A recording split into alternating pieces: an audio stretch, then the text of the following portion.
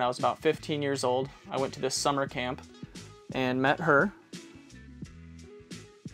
We got married really young. I was 19, he was 21. Meeting Kelsey was a big turning point in my life. It gave me a lot of meaning and a lot of hope, and it gave me purpose to work toward accomplishing stuff and making a better life for myself and for her.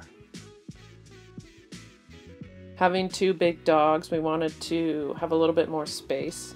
So that's what led us to looking into bus builds and the Schoolie life.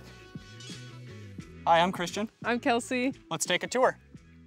Welcome to our kitchen. We decided to do an L-shaped layout because it was really important to me to have some separation between our main living areas and our kind of master suite back there. Got a great big giant sink.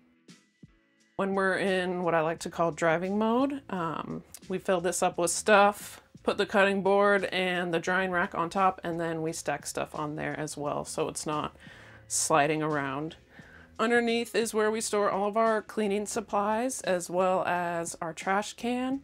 And then something kind of unique and interesting is this corner here when we got the cabinets was just dead space, but it really killed us to have all that useless space. So we actually cut it out, and underneath is where we store our toaster oven. This is our propane 2-burner stove. If I did it over again, I'd probably go with a different option, but I do love the way it looks. Here we have our fruit hammock. This is where we keep all of our produce, as well as our tea kettle. And then we have a really nice magnet strip for all of our knives. Moving up to the top cupboards here, this is where we keep all of our plates and bowls. This center one is extra food storage, and then this last one here is where we keep all of our hand towels, medicine, and in here we have our spice rack. We also put cans in there. Coming over here, we have our fridge. This is a 120 volt apartment fridge. If we go out boondocking in the middle of nowhere, this can hold about 10 days worth of food for us, so pretty ample storage. Coming up top here, we have our mini split, so heating and AC. It's super efficient. We've never had a problem running low on power because of this. So, you know, running completely off of solar power, that's something we really love.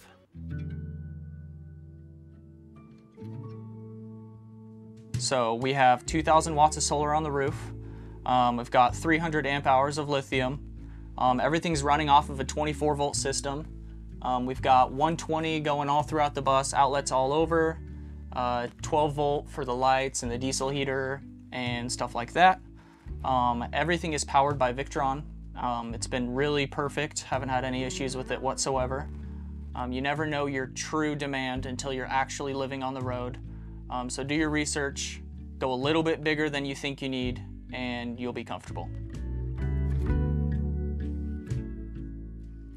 If we're gonna do this, might as well do this now. So we spent 4 or 5 months doing a major renovation on our house with an addition, sold that, and then started the look for the bus. We found this one on Facebook. The bus itself was $13,000, and the entire build out costs about $40 to $45. That was done completely by us, funded completely by us. So we're really proud of that aspect.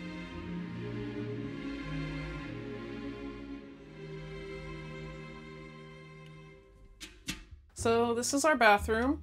We've got our little sink and vanity here. People love it. Went with a gold frame mirror here. It was pretty tricky to find one small enough for the bus, but we did find it. Really love the look of this shower system. We have 88 gallons of water storage on board. Above me here, we have a really big skylight. Something that I love about that is as long as the weather's good, we just open it up and then it kind of feels like you have a indoor-outdoor shower vibe going on. Gotta have the vinegar water for rinsing the toilet, and then some air freshener is appreciated as well. This tile, we actually have the same tile on our floor, so it's kind of fun to tie those in. All real tile. Haven't had any problems with it cracking or anything like that. Went with a Ogo toilet. Relatively new brand when we purchased it about a year ago. So we didn't know that much about it, but we were willing to give it a shot because we like the clean, kind of minimal look it has. Gotta have the poop stool. This is our closet. We use this for our hanging clothes that we need to keep nice and wrinkle-free. And then we also store our shorts and pants in some crates down below. We did cane rattan all throughout the bus, so it really brings kind of a cohesive element all the way from the very front through the middle and to the back. Welcome to our bedroom. I'm sitting on a queen size mattress. We didn't want to go anything smaller than that so that we're super comfortable in here. Again, we have the cane rattan in here, just keeping that element going all throughout the bus. On each side here, we have a fan. Gotta have one for the feet, one for the face. Ocarina decoration here. This was actually my father's and one of the things that I got when he passed. And this is actually the inspiration behind the colors and design that we chose to go with for the bus. Down below the bed is our garage. We have tons and tons of storage down there. We won't show it because it's super duper packed, but that's where we keep our water tanks, our tools, and just anything that we want to kind of hide away down there. We have the ever important full-length mirror. Got to be able to do those outfit checks, make sure the shoes are right for the tub.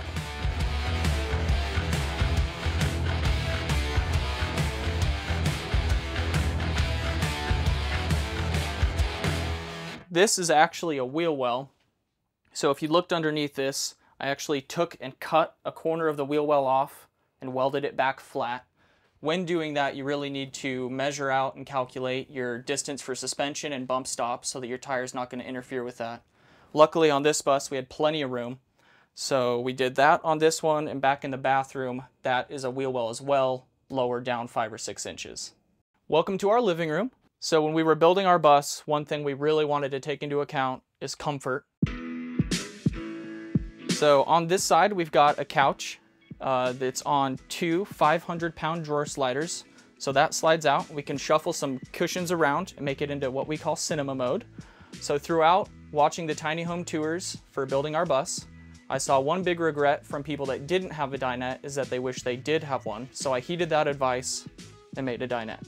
We can drop this down and move the cushions, and it can be like a little lounger. We've got just some little decorations, some pottery made by Kelsey. We also have Snoop's cookbook over here, some good recipes made by the man himself. We wanted to set ourselves up for success, so we really prioritized comfort and ease of relaxation when we were doing our build. Since we've been on the road, we've had a few different jobs. We started out applying for campground host positions, and that was fun for the time, but we realized that we wanted to shift to more remote work so that we could travel whenever we wanted and not be tied down to a place, you know, for a whole summer, 3 to 4 months. So I have my teaching degree. I tutor students online all the way from kindergarten to high school, and I tutor them for math and reading. Really just anything that sounds like fun to us or is an area that we want to check out. We'll look for jobs there, and if it works out, there we are. Mm-hmm. Good boy, buddy. Good boy. Yes. And living like this, it really gives you a lot of freedom and a lot of authority over your own life, and just being yourself is really freeing. We've both grown a lot from this experience. Before living on the road, I only had friends that were around our age in their 20s or 30s. But now on the road, most of our friends are in their 50s, 60s, even 70s.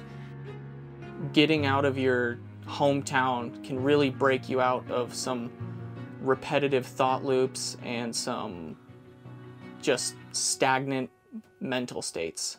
I think that's the big part about this lifestyle, is just throwing yourself into discomfort. The life lessons we've learned even thus far, we've been on the road for about 10 months, and it feels like years of education and experience.